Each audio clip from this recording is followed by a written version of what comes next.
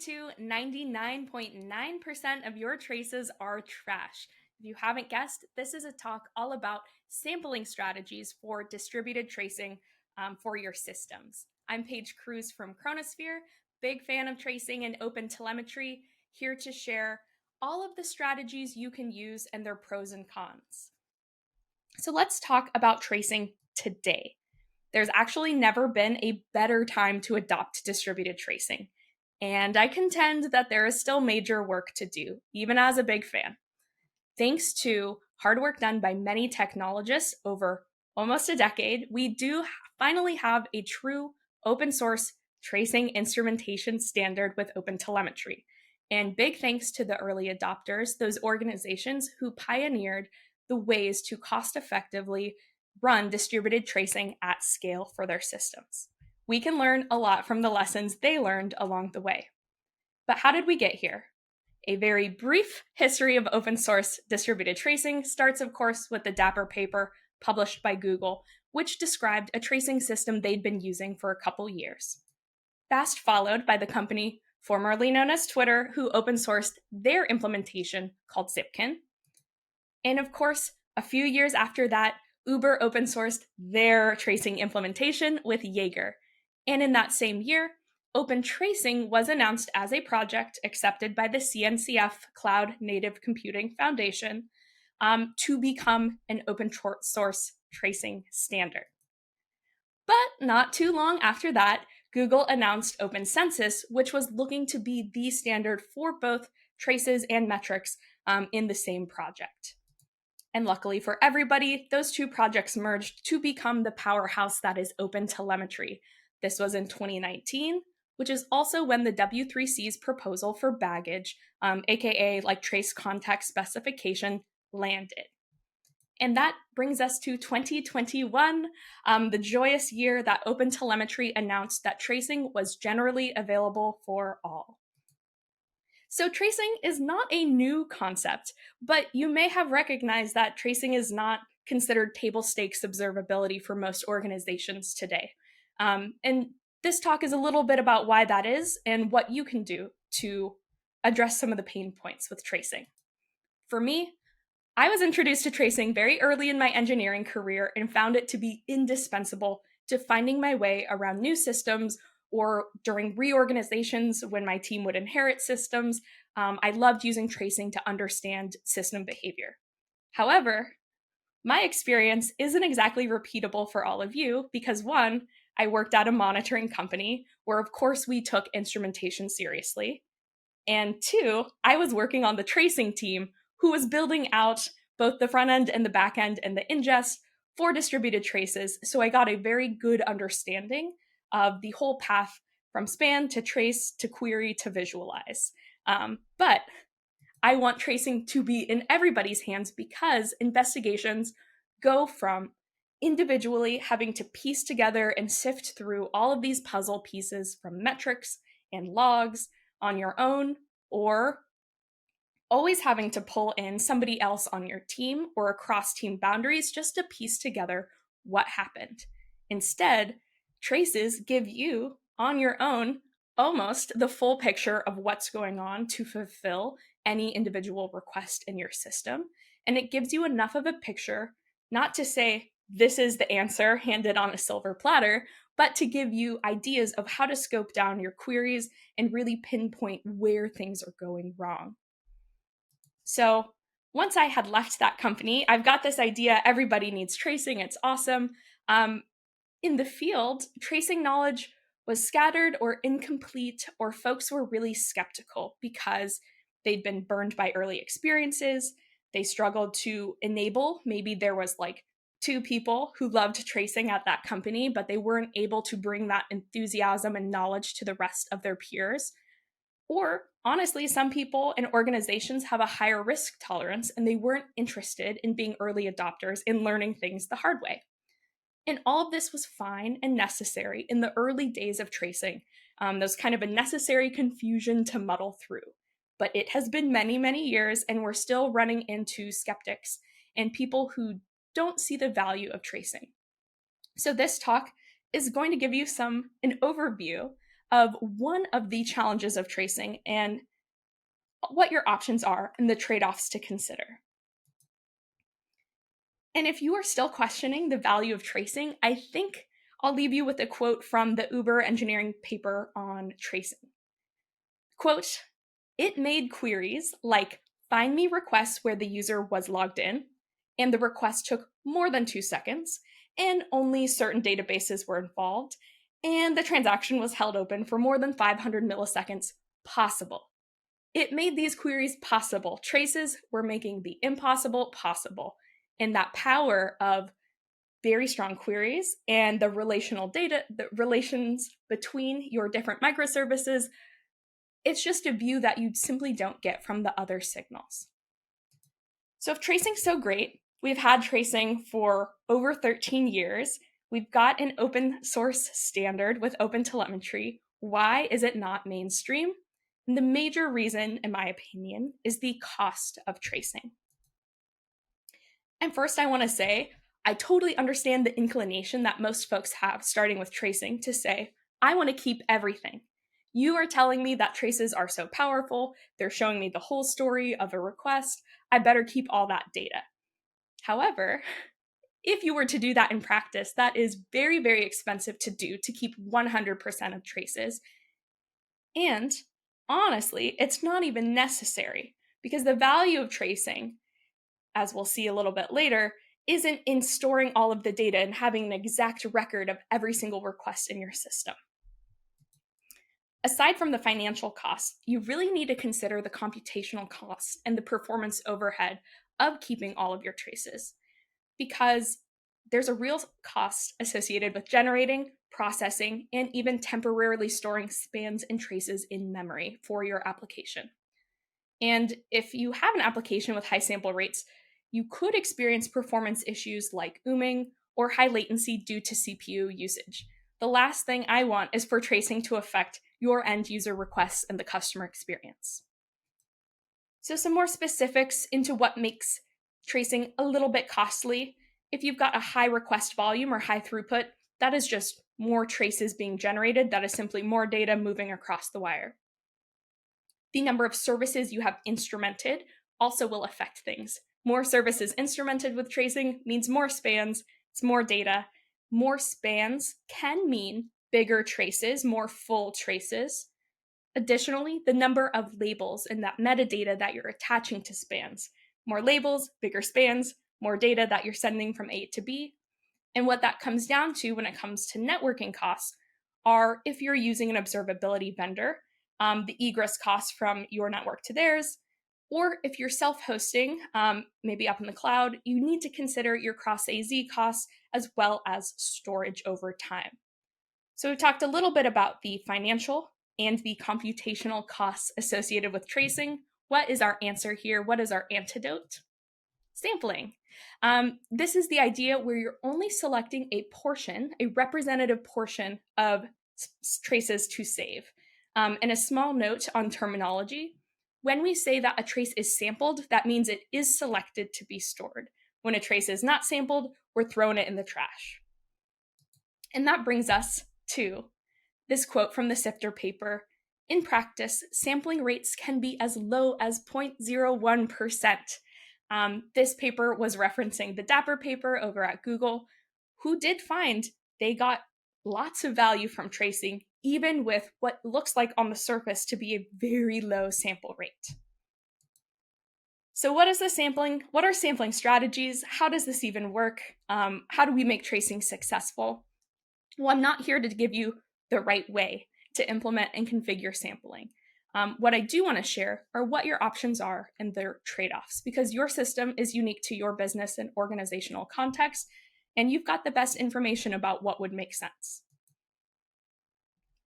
And even if you're still skeptical, you're sitting there thinking, what if I miss something important by throwing away these traces? I'm not sure about this. Take a look at this diagram from the OpenTelemetry docs. It shows a mostly healthy endpoint on a service. And if the bulk of your responses that you're serving are 200 OKs, maybe you've got a few that took a little bit longer with high latency, a few that had errors. At the end of the day, when you get your tracing bill, do you really need all of those 200 OKs just to be able to compare them with high latency or error or other interesting traces? No. What you really need is a small representative sample in order to be able to make those comparisons and draw those inferences. And so really, when you're thinking about sampling, it's not like the idea is that you don't need all of the data in the world. You don't need an overwhelming amount of data to find insights. You just need the right sampling. So to set up a foundation, let's take a look at the life of a span, or how a span becomes a trace. In this example, for now, we are not going to consider any sampling, so no sampling for this baseline. If we've got a e-commerce store and we've got a checkout endpoint on our cart service, when a first request is made to the cart service on checkout, we then call inventory service to reserve the items. Once inventory service responds, yep, items are reserved, cart service then calls out to payment to authorize a card. Once that card, yep, we've charged the money, cart service returns that successful response back to checkout. So this is our example. Our first span is created on that first request to checkout. Cart service says, all right, I'm going to create a span with a span ID and a trace ID to uniquely identify it. This is called our root span. Second, once we make that call to the inventory service, we're going to get another span that is started. It's going to have its own span ID. It is going to share the trace ID, same with our checkout span. And now it has this field called parent ID, which is the identifier to this is the span I follow. In this case, our parent ID is, of course, checkout. And finally, once we've reserved our items, we call auth card, where another similar span is created.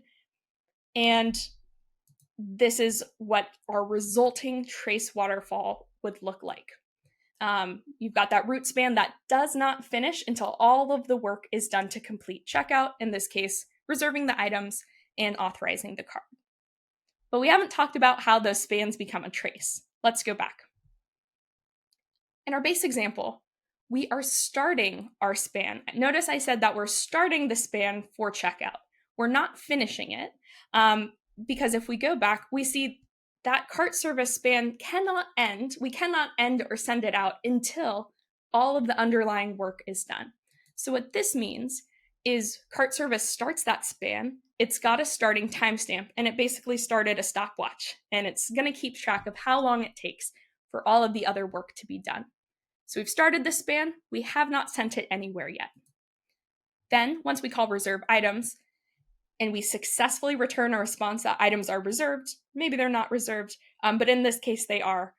Once that call is finished, inventory service will send that span down to a collector or a proxy. We are still holding open cart services checkout, original root checkout span.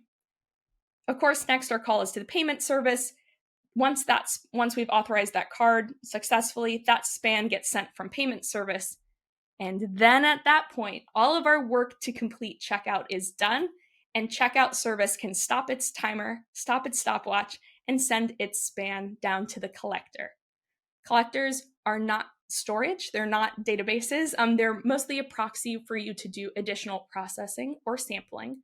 And then often you're going to send that either to an observability vendor, or if you're self-hosting, some sort of data store. So that's no sampling. In this case, it's best for very low throughput services and endpoints, or specific high impact and probably time-boxed use cases, such as A/B testing a new version of an endpoint, or perhaps customer troubleshooting where you're toggling on always sample this account ID for this endpoint for the next 10 minutes as they reproduce the issue. So that's no sampling. Our two options are head and tail sampling. When it comes to head sampling, you're making that decision. Do I keep this trace or do I throw it away at the beginning, at our root span, at the checkout point, at cart service? A very big pro is that it is just much less data that your system has to generate and then just discard. The con, of course, is you don't really have control over what traces you're storing based on their outcomes. So for our case, once we hit checkout, we would maybe roll a dice and say, oh, the odds are not in your favor, we're not sampling this trace, so that span gets tossed, and then we're not even generating the spans for the other two services. Tactically, this means you could be rate limiting, so you could say set a threshold, only sample at maximum 10 traces a second. You could do the probabilistic model where you're essentially rolling a dice, such as let's sample 1 in every 10 traces seen. This does reduce your volume of traces while maintaining a representative sample of system behavior. However, if you remember our diagram from OTEL with all the circles, if what is representative is that your system is mostly healthy with 200 OKs, that's what will be the bulk of what you end up storing for traces.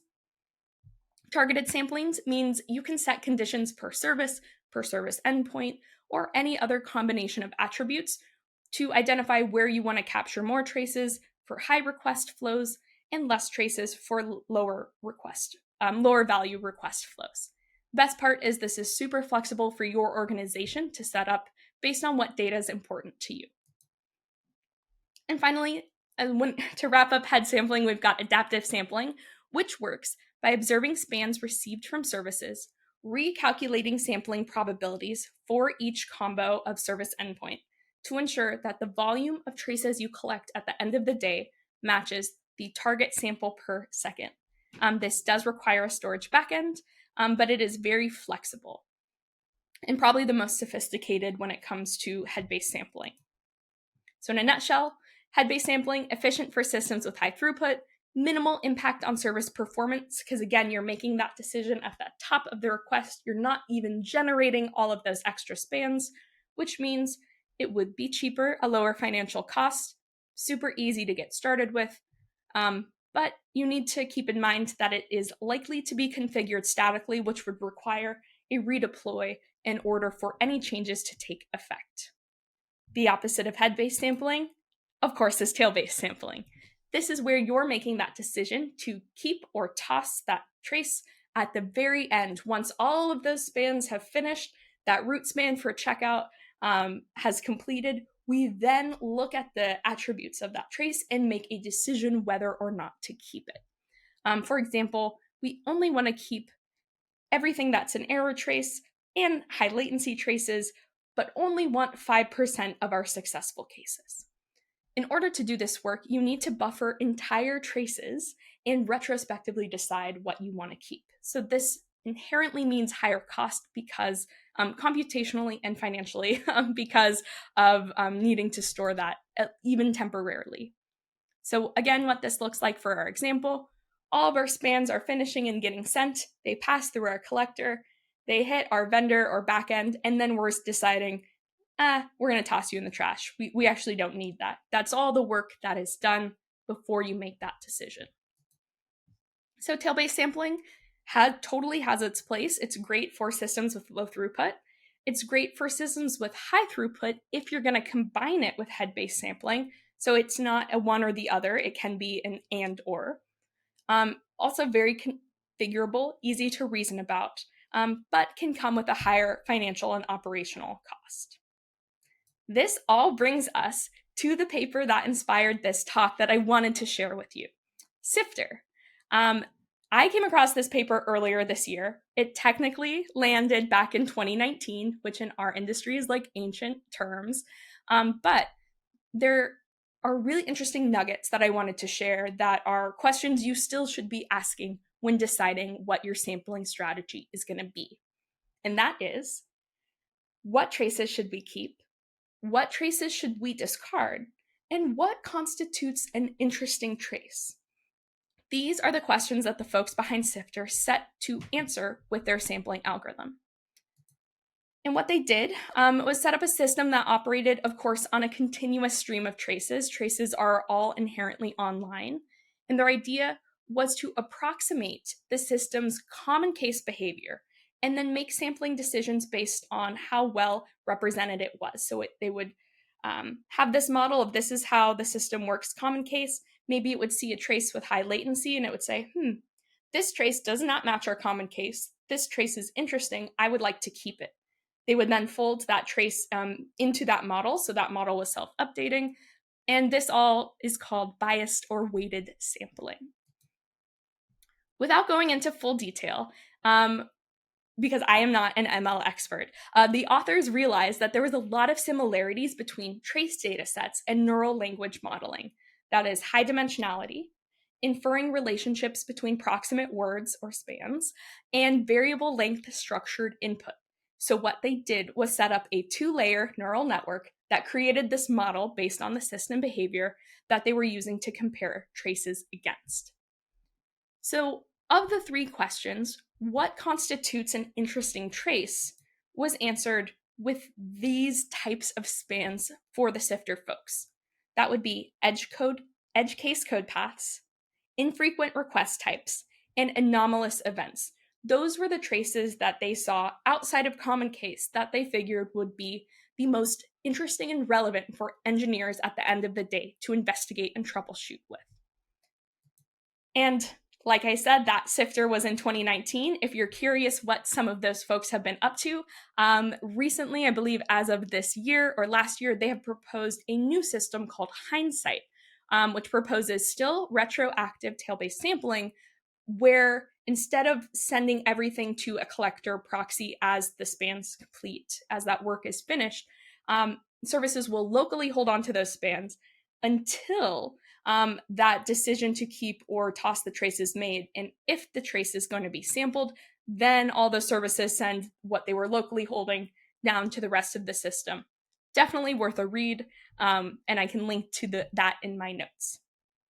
So all this to say, we've covered head-based sampling, tail-based sampling, the various strategies within, dove into a little bit of academic research on the matter. You're probably asking yourself what sampling strategy is right for me and my system. And I will give you every engineer's least favorite answer to get, which is it depends. I can't give you a singular answer, and I would caution you to be wary of anybody giving you absolutes in this field. Like any situation, what makes sense for you is highly dependent not only on your organization's budget, but your architecture and your business success or your business success over time. This is also not a decision you make once and set it and forget it. Your sampling strategy should adapt and flex as your system and your business grows. This is something you should continually revisit to make sure that the sampling strategy you're choosing is resulting in the best investigative experience for your engineers. And so, what does tracing look like tomorrow, next year, 10 years in the future? Well, I can say for now, we're at a major crossroads. I want tracing to be successful because I know how powerful it is as a debugging tool.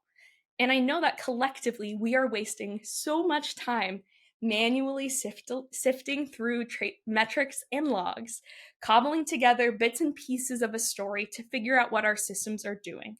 And I know that tracing can help you and everybody else that's on call today. If you want to get started with this, you're curious about tracing, you want to see what all tactical options are available in open source components, I encourage you to look at the OpenTelemetry collector.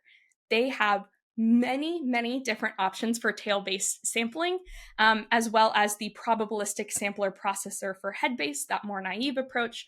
And they really show you the flexibility and power that is already available today for you to fork or to download and clone. I want tracing to be successful, and that means it is important for people across your organization to understand the trade-offs associated.